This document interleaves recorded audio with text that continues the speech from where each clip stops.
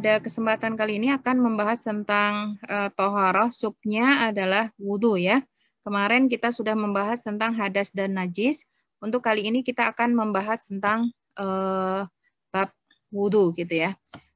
Karena ini ada banyak ya bab di toharoh ini, jadi kita sampaikan satu sub per sub. Kenapa ini penting bagi kita semua, para wanita?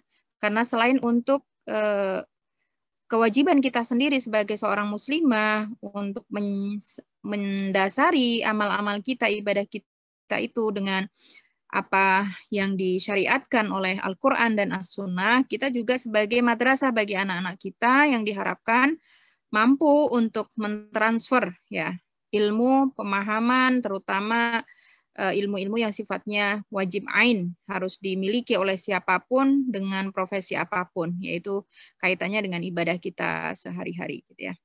Nah, sebelumnya kita sampaikan terlebih dahulu ya, ini toharoh itu ada dua macam, ada yang disebut dengan toharotun ma'iyah, yang menggunakan alatnya itu air, yaitu wudhu dan mandi, dan ada toharoh ghairu ma'iyah, yaitu bersuci yang tidak menggunakan air, yaitu tayamum dan mengusap ya.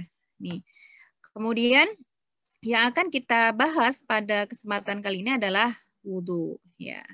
Wudhu ini sangat penting untuk kita sampaikan ya, karena terkait dengan keabsahan ibadah terpenting kita, yaitu sholat gitu. Wudhu itu apa sih gitu ya? Wudhu itu adalah toharah ma'iyah, ya, cara bersuci yang menggunakan air yang harus dilakukan oleh kita sebagai muslim-muslimah untuk mengangkat hadas kecil sebelum melaksanakan sholat atau ibadah yang disyaratkan kita dalam keadaan suci. Ya, seperti tawaf ya. Jadi mengangkat hadas, bukan mengangkat najis ya. Kita tidak boleh salah ya. Kemarin sudah kita sampaikan perbedaan antara hadas dengan najis. Jadi hadas itu tidak terlihat dan hanya ada pada diri kita. Jadi ini hadas kecil diangkat dengan wudhu ya. Dasarnya tadi ayatnya sudah dibacakan oleh Ibu Rumi tadi ya, surat Al-Maidah ayat 6. Ya ayyuhalladzina amanu idza qumtum ilas shalah. Qama ila itu akan melaksanakan salat. Faghsilu. Jadi jeda antara wudhu dengan salat ini tidak boleh lama-lama karena ada huruf fa di sini. Fa itu lalu dalam waktu yang singkat. Kalau lalu dalam waktu yang agak lama berjeda itu summa ya. Faghsilu itu jadi kalau habis sholat segera wudhu, sebelum sholat segera ambil wudhu ya, dengan membasuh muka, tangan, nanti kita akan sampaikan secara detailnya ya. Rasulullah Shallallahu Alaihi Wasallam bersabda dalam hadis riwayat Tirmidzi dan Abu Dawud ya, di sini Innallaha la yaqbalu sholata ahadikum idza ahdatsa hatta yatawadda.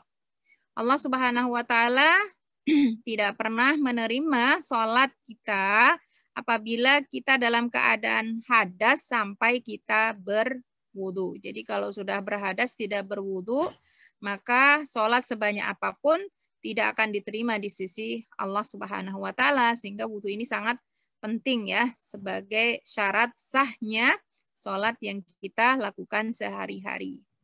Dan akhwati wa ummati fillah, wudu di sini ada 4 hukumnya ya. Jadi tidak semua wudu itu wajib.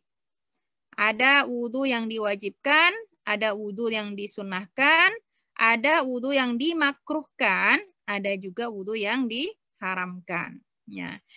Kapan wudu ini diwajibkan kepada kita? Sebelum sholat. Sholat apapun harus didahului dengan berwudu terlebih dahulu ketika kita dalam keadaan hadas. Ya. Sholat apapun itu, apakah sholat wajib, sholat sunnah, sholat nafilah, ya semuanya harus dalam keadaan suci dari hadas maupun najis. Ya, maka kalau berhadas harus diangkat ya dengan wudu kalau hadasnya kecil. Kemudian ketika mau melaksanakan sujud tilawah, ya ini juga dalam keadaan berwudu, ya wajib berwudu. Kemudian yang ketiga adalah sebelum mengerjakan tawaf. Ya, jadi kalau tawaf baru dapat 1 putaran kentut, ya itu harus berwudu. Ya harus berwudu. Kalau sulit ya tayamum begitu ya. Dan diulangi dari sebelum dia kentut itu sampai di putaran yang keberapa. Gitu. Kemudian sebelum menyentuh mushaf, mushaf ini adalah Al-Quran yang tidak ada tarjamahnya, yang hanya ada ayat-ayat Allah Subhanahu wa taala sebagaimana disebutkan dalam surat Al-Waqiah ayat 79, la yamassuhu illal mutahharun. Tidak diperbolehkan menyentuh mushaf kecuali kita dalam keadaan suci, dan ini juga disampaikan oleh Rasulullah Sallallahu Alaihi Wasallam dalam hadis beliau, la tamussul Quran illa wa anta tahir. Kita tidak boleh menyentuh Al-Quran yang di sana tidak ada terjemahnya kecuali kita dalam keadaan suci. Adapun wudhu yang disunahkan ini sangat banyak ya ibu-ibu ya. Disunahkan itu kalau kita kerjakan kita dapat pahala. Nah, jika memang kita mengerjakannya tahu dasarnya. Kalau hanya mengerjakan tanpa tahu dasarnya, maka tidak berhak untuk mendapatkan pahala. Kalau kita tinggalkan, tidak masalah. Tapi kalau kita mengabaikan, ini akan menjadi masalah sebagaimana kita dimasukkan ke dalam golongan ingkarus sunnah. Ya, karena ini disunahkan. Sebelum tidur, ya berzikir. Sebelum melakukan hubungan suami istri, kemudian ketika marah ya untuk meredakan marah, kemudian bermaksiat ya, kemudian tajdid atau memperbaharui wudhu ya, meskipun kita belum batal, tapi kalau akan sholat itu lebih baik kita wudhu lagi gitu ya. Kemudian disunahkan juga sebelum kita melakukan mandi wajib atau mandi sunnah seperti mandi junub ya, setelah hubungan, haid, atau sunnah misalnya pada hari Jumat, dan sebelum tilawah ya, ini disunahkan. Ya kalau sudah batal tilawah boleh gitu ya, tapi kalau dalam keadaan berwudu ini lebih baik gitu. Adapun dimakruhkan berwudu adalah ketika kita mengulangi wudu dan wudu itu belum difungsikan ya.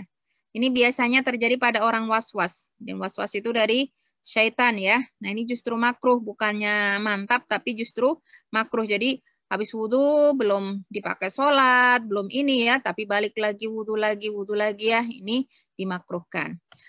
Yang diharamkan adalah ketika kita berwudhu tapi kita menggunakan air yang kita curi atau kita gosok dari orang lain. Ya, ini Rasulullah tidak pernah mencontohkan itu. Dan karena wudhu ini termasuk ibadah ritual, maka harus mencontoh dari Rasulullah Sallallahu Alaihi Wasallam. Kalau tidak mencontoh, maka tertolak ya, sebagaimana beliau sampaikan dalam hadis Muslim yang insya Allah sudah sangat familiar ya. Man ahdatsa fi amrina hadza ma laisa minhu fahuwa raddun. Jadi tidak boleh, ibu ini nggak boleh dianggap sepele ya.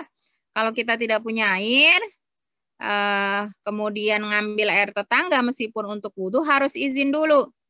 Kalau izinnya belakangan itu namanya gosop, dan gosop itu termasuk dosa ya. Nih ini pakai sendal orang ya bilangnya belakangan, itu juga termasuk dosa ya. Yang ini kadang sering kita abaikan gitu. Meskipun bilang gitu setelahnya itu gosop namanya ya. Jadi minta izin tuh di depan bukan di belakang. Kalau mau tidak mendapatkan dosa, tidak sebagai gosop, maka harus ada ikrar di depan gitu ya. Boleh saja nih sendal yang di sini semuanya boleh dipakai gitu ya. Atau air saya silakan kalau mau pakai. Nah, itu tidak termasuk gosop, tapi kalau tidak diikrarkan seperti itu termasuk gosop ya.